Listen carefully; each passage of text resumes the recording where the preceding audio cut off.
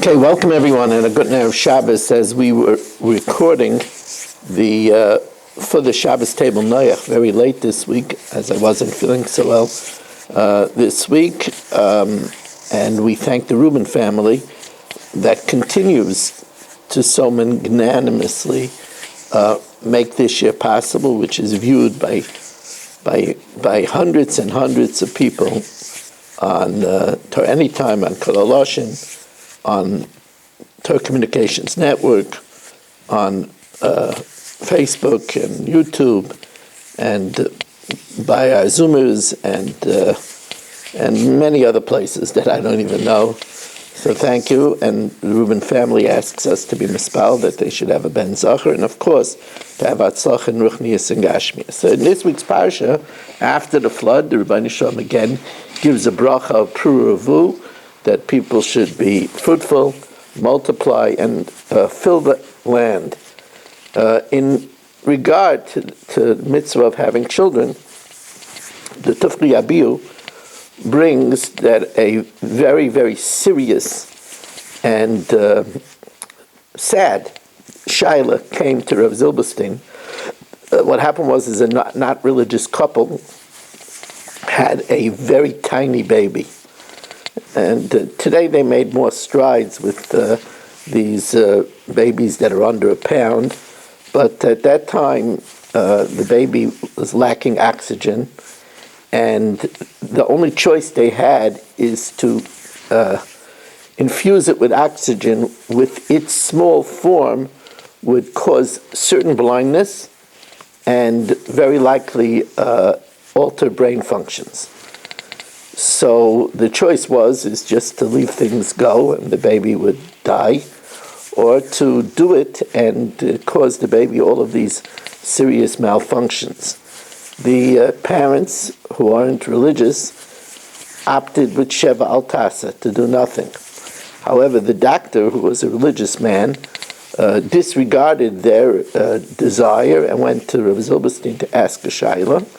And Rav Zilberstein says that the mitzvah of v'chai achicha imach, that you should keep your brother alive, makes no distinction of whether the person would be fully functioned or not, and said that they have to do what it takes to keep the baby alive.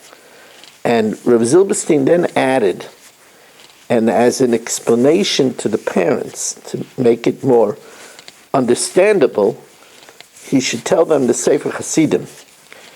There's a very, very moving Sefer Hasidim, where the Sefer Hasidim says sometimes a decree of death was sealed against one of the parents, either the mother or father, or sometimes both. In other words, on Yom Kippur and Hoshana Rabbah, the verdicts were given in that they should die in a car accident, or that one of them should get a deathly cancer, le'aleinu. If they have zchusim, then Sanagoria, defending angels, go to Hashem to try to stop the decree. And if they are meritorious, sometimes, says the Sefer Hasidim, instead of the spouse dying, or both of them dying, they're given a sick child, and the suffering that they have from this sick child is a mizbeach kapara, is an altar of atonement for them, and it revokes the seal of death that was upon one of them. And if a parent understands that, then they would realize to the contrary, that this child was given to save their lives. To let the child just die would defeat that purpose and perhaps put them in mortal danger. The idea, although slightly different, the idea is found actually in a Rambam. The Rambam is in Hilchos Tshuva. If you want to look it up, it's in Perek Vav, Halacha Aleph. The Rambam there says, and I'm going to quote it to you verbatim, it's a very interesting Rambam, Yesh chet shadin noisin, there are some sins that we do, that the rule is shenifra mimenu ba'olam hazeh, that we're punished in this world, le'aleinu, begufay, with bodily afflictions, or with our assets, monetary assets, or sometimes Hashem punishes us or through small children that get sick, or are born sick, she'ein b'hem das, that don't have their own knowledge yet, im lo higia l'chlal mitzvahs, if they didn't reach the age of bar mitzvah or bar mitzvah, kikinyonim heim, they're like the parents' assets, and the parents could receive kapara through their suffering. That's the same idea. Of course, we know that sometimes it's entirely different. It has nothing to do with the sins of the parents. And this is very important to know, because otherwise the parent will blame themselves. Look what I caused. And we know Rabbi Yochanan says, Yesh, you would say, Dein garma da asira bir, this is the bone of my 10th son that I buried. And there is sometimes that parents have a child, a holy soul, that needs a completion and comes down as a Gilgal and has a short life, and it is completed, and such a Torah soul that reaches its completion is given to very special parents. So we don't know, Mishpatecha Toim Rabbah, we don't know which one it is. Now, when we learned Bereshis, we talked about that in the Medrash in the beginning of Bereshis Rabbah says Bereshis Bishvil Chala Shenik Bereshis, because of Chala that calls first Reshis Arisai Seichem, Bishvil Bikurim Shenema Reshis, the first fruit of the land, and Bishvil Truma Shenik Bereshis, Reshis Degancha. And we learned the concept that we should dedicate all beginnings to Hashem. Put Hashem first.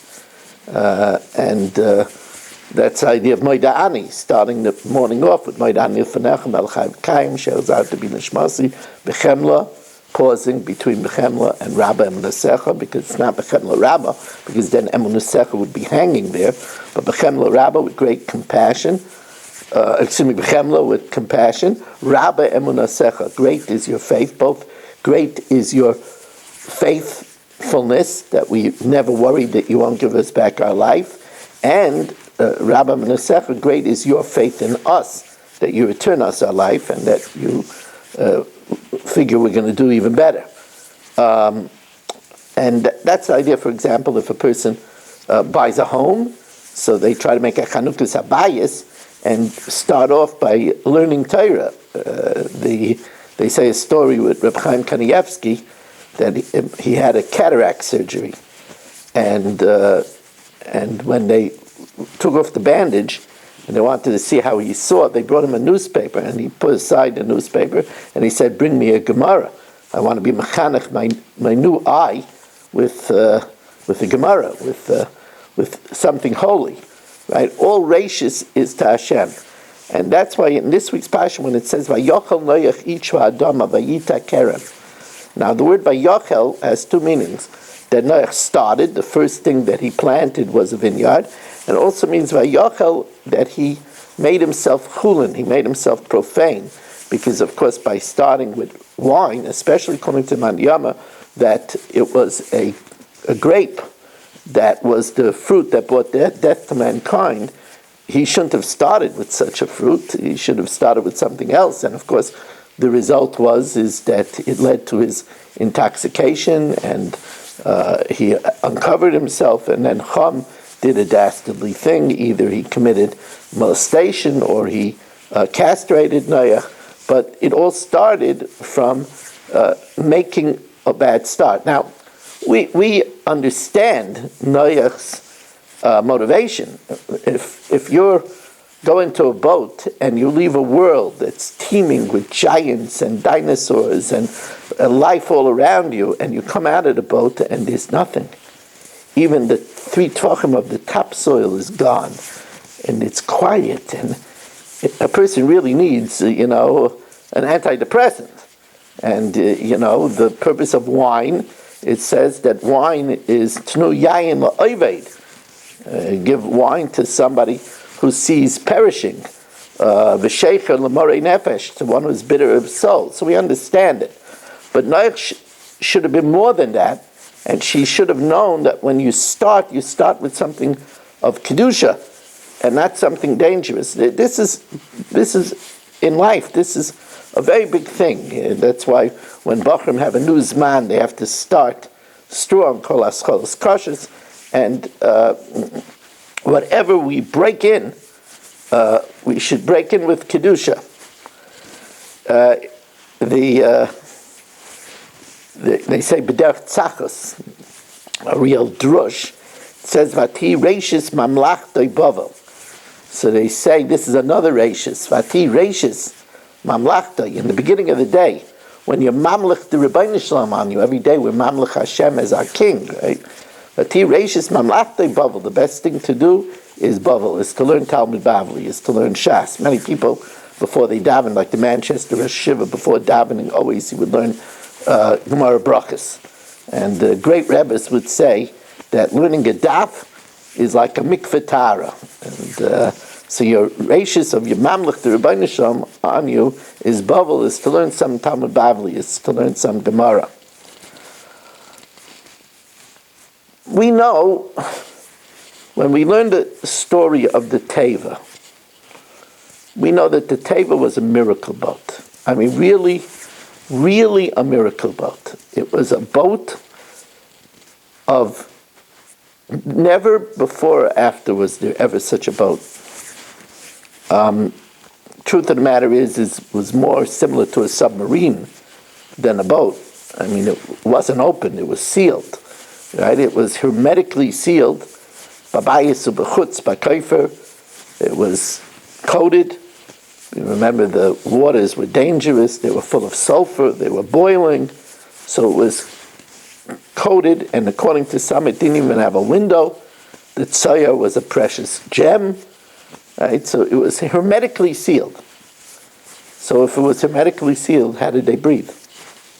Doesn't talk anything about ventilation. So it was a miracle. If it was hermetically sealed, and on the bottom floor was the waste of the entire animal kingdom. Do you know what one chicken coop smells like? Do you have any idea? The dung of dogs and cats and tigers and leopards sitting in the boat and decomposing an entire year. This boat was the biggest gas chamber in the history of mankind without any means of the smell to get out. That they survived it was miraculous. That's another miracle. It's another miracle. What did they drink? It doesn't even say that he brought in water. There was no room for a water tank in the Teva so big to give to drink to all the animals, birds, humans. Even for humans for an entire year, there wasn't enough. But for the entire animal kingdom, they had no way to get the water in from outside, and even if they did, the water was sulfurized and dangerous. What did they drink? It doesn't say. Great miracle. It's really fascinating. Here's another miracle. The world around them was being torn apart. Huge corpses of dinosaurs, houses detached, all of the dead bodies of humanity, which were giants, and all the dead bodies of the animals that were all floating around. And here Noach does not have a window. It doesn't say anything about steering. He has to steer around the mountains. I mean, after all, landed on Hari Aroret. How did he navigate the boat? It doesn't say anything even about steering mechanism. So this was a boat that was completely powered, fueled by Hashem. We also know that the food, for it to be good for a year, and there was no room to fill the boat for food for a year for the animals. There's no room on the third floor for all of that. So everything was a miracle. It was a miracle boat. Now, in this is a great lesson. It says that Avram Avinu met Shem. It's a famous Malki Tzedek Melech Shalom, was actually Shem ben Noach. And Avram had an encounter with him. And Avram, who was a great thinker, he asked him, I don't know, I don't understand. Perhaps he even saw the boat on Harei Ararat and examined it. He said, how is it possible to survive there an entire year? And Shem said to him, it was in the merit that my father took care of the animals day and night. Of course, we helped him. But day and night, there were some animals that had to eat multiple times. There were some animals that needed their food to be made. Worms needed to be created. There were some animals that my father had to figure out what they needed to eat. And my father did that, and at the same time carted down the garbage all the time down to the bottom floor. And it was in the merit of that tremendous chesed, because each one was pikuach nefesh. He knew that if anything happened to one of the Talmudic animals, that there was only a male and a female, if one of them would die from hunger or neglect, it would be at the end of their species. And my father gave it such mesiras nefesh, it was in the schus of the chesed that we survived, that the boat was miraculously fueled. And the Avram Avinu came to the conclusion that you see from here, Olam Chesed Yibana. The world is built for Chesed. And that's why he went on to dedicate himself to a life of Chesed. Avram was the personification. That was the first step in building Yiddishkeit. We know we have three traits. We're Rachmanim, Baishanim, and Goim Lechasadim. The two traits of Rachmanim, being merciful, and Goim Lechasadim, and doing kindness, that's what Avram learned from Noach. It's a very big lesson. Now, there is a big kasha, very big kasha. And that is, I realized first this question when I spoke under the big top in the circus ran by Nutta Weidenbaum, Olav Shalom. He dedicated himself to giving kosher entertainment to Klal Yisrael, that they shouldn't go to Ringling and Barnum and Bailey's where there's not tznius. And so he made a kosher, very beautiful circus in Borough Park. And he asked me to speak a few minutes to the children. I remember I spoke about brachas and kibbut avayim. And I was there I spoke right after the elephant show.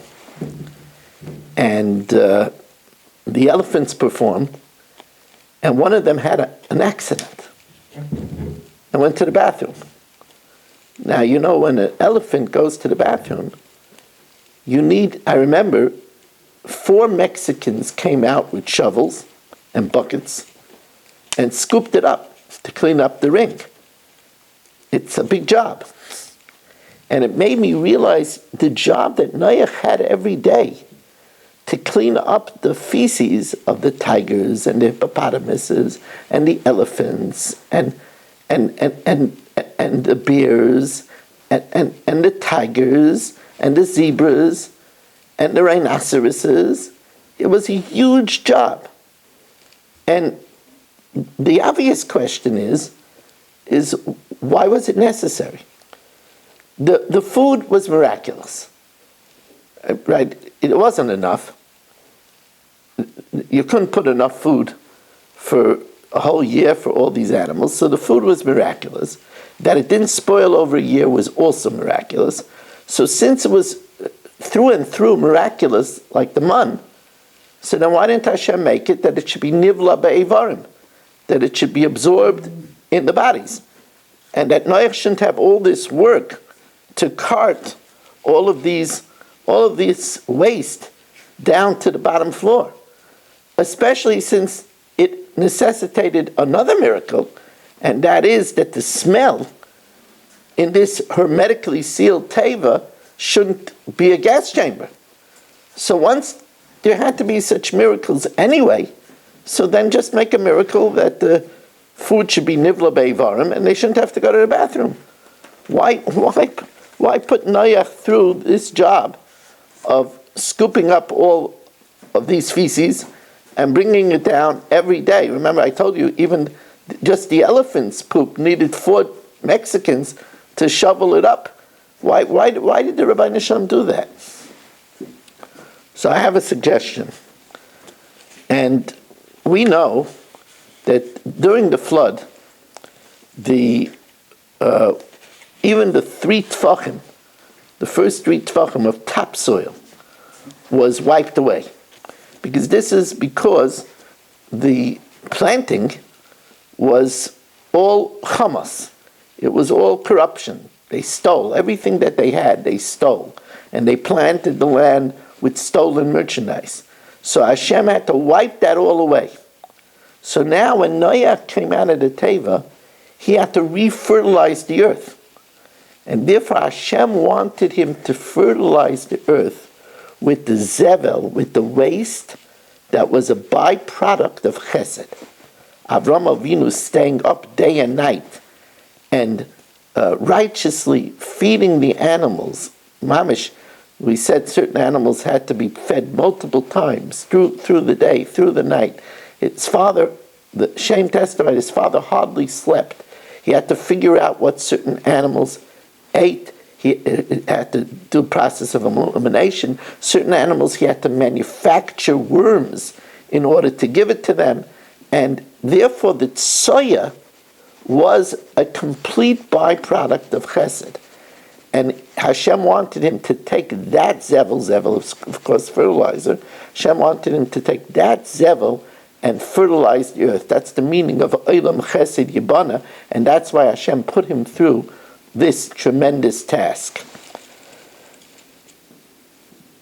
Before I go further, I want to again thank the Rubin family for making this special segment for the Shabbos table possible, and Hashem should bless them with Kol Mishaloseihem L'Teva. We are looking for a sponsor for the main shir on Lech Lecha. If you're interested, please text me to 718-916-3100 or email me to rmmwsi@aol.com. That's Rabbi Moshe Meir Weiss, Staten Island, at aol.com. Vayered Hashem lirois esoir v'es hamigdol asher bonu b'nei ha'adam. This is by the Dor HaFlaga, when they were building the tower to rebel against Hashem. So Hashem went down to see the city and the tower that they built. And Rashi says an interesting thing. Rashi says, the Anshe Dor HaFlaga kofa toiva hayu. They were ungrateful.